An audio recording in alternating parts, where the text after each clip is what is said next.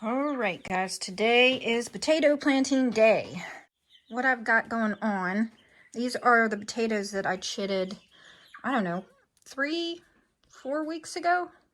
I'll have to look back and see, but I think they did pretty well. As you can see, there's all the eyes. So that's where the plants will grow from, and it looks like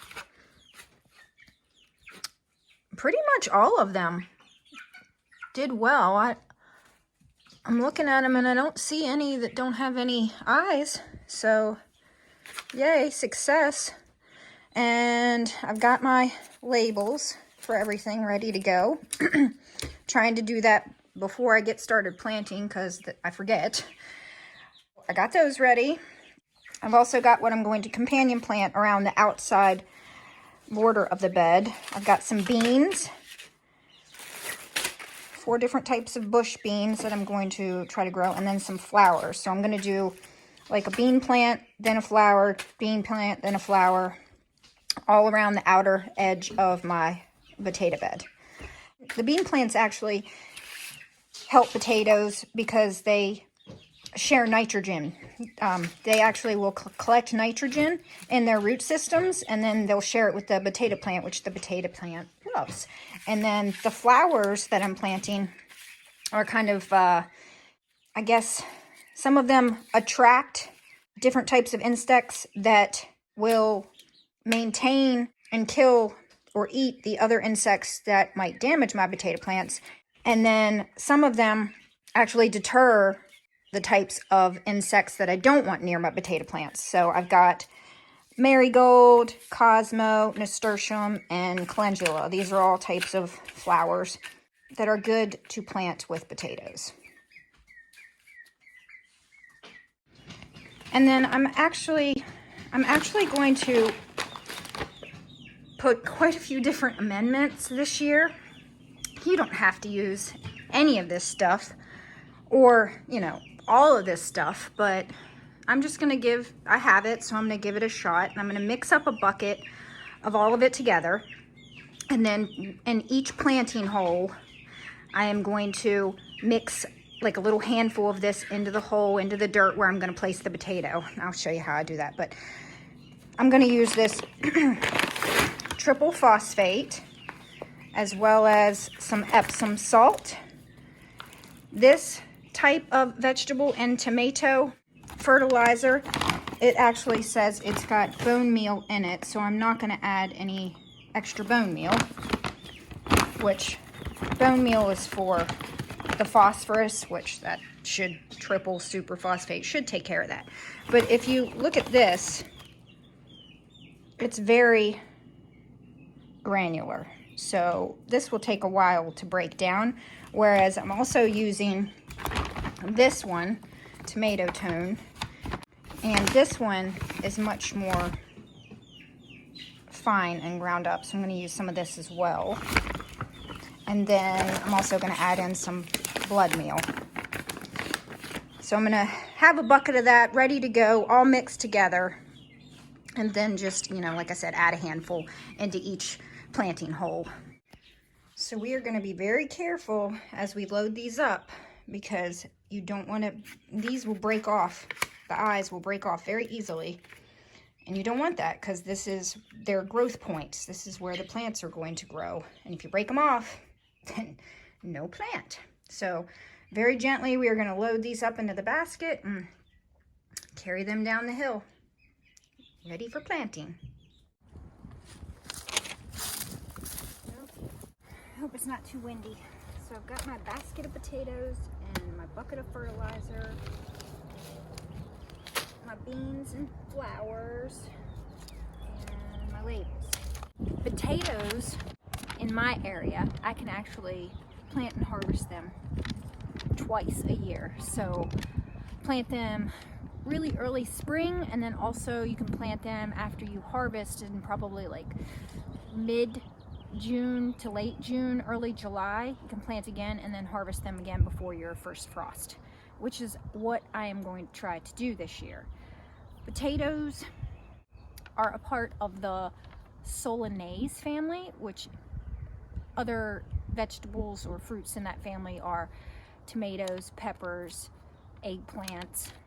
Something I'd like to do this year that I haven't ever tried before, we're gonna try it together, is to actually, hopefully I will have enough harvest that I can save some of the potatoes and have my own seed potatoes. Things like potatoes and garlic will do better year after year if they're already, what's the word I want to use? Not like acclimated, but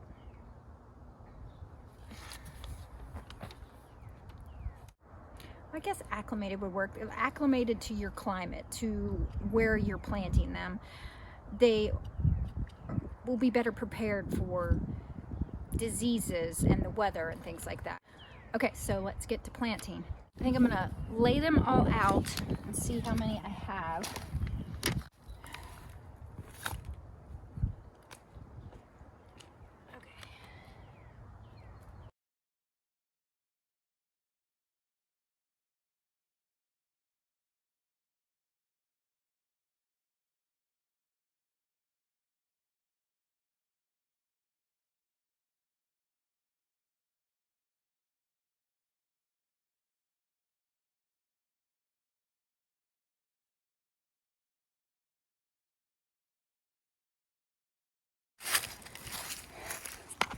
So I kind of have them placed where I want them all to be.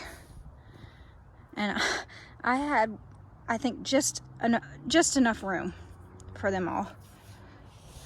And I think this should be good. I'm gonna go down the row, and each potato I'm going to place, let's see, I'll just kind of show you here with this first one here. And dig a nice little hole. So this is, I have a video where I show you how I set up this bed. It's got compost, garden soil. It's like a lasagna bed. I'll link that video up in the corner here for you. But so I've got my little hole, and I've got my bucket of all kinds of fertilizing goodies. I'm just going to take a handful and mix it into the hole really well, into that dirt. Then I'm going to put the potato in, and you want to kind of want the eyes pointing upward because that's where the plant's going to sprout. Cover it up. So now I'm just going to go and do that with every single potato.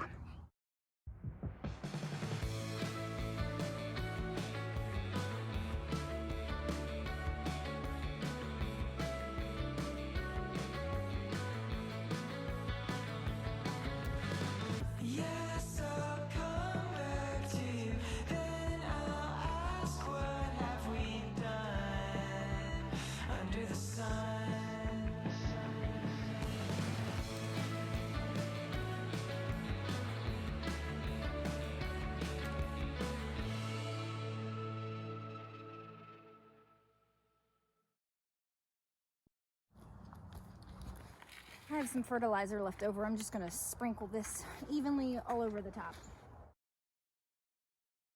Potatoes are really heavy feeders, so they'll like that. So now what I'm going to do is I'm going to plant, I'm gonna do a bean, a flower, bean, a flower, bean, a flower, all the way around. And I'm just gonna haphazardly do it. I'm just gonna pick a flower and pick a bean, and that's what's getting planted.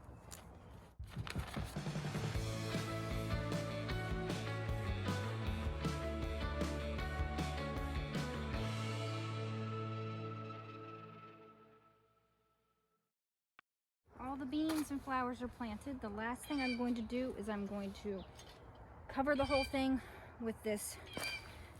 I've got a pile of hay here. And as the potato plants grow, I'm just going to keep adding the hay on top. Helps retain the moisture, and it keeps the light from hitting the potatoes, which turns them green and makes them poisonous.